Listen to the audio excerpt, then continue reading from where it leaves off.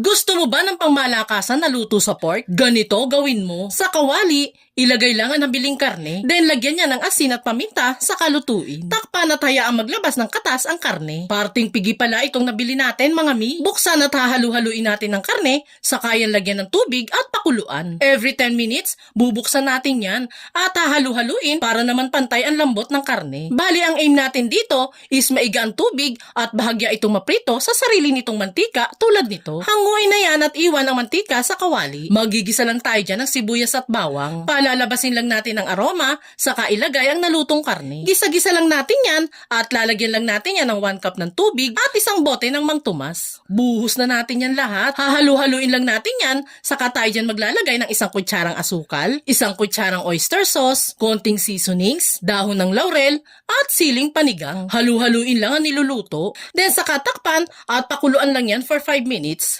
After ng 5 minutes, buksan at haluin muli. At this point, maglalagay na tayo ng 3 kutsarang suka. Wag na wag munang hahaluin. Takpan muna for 3 minutes. And after ng 3 minutes, ay ready to serve na itong pork paksiw recipe natin. Inspired to sa lechong paksiw na nakasanayan natin mga mi. Enjoy!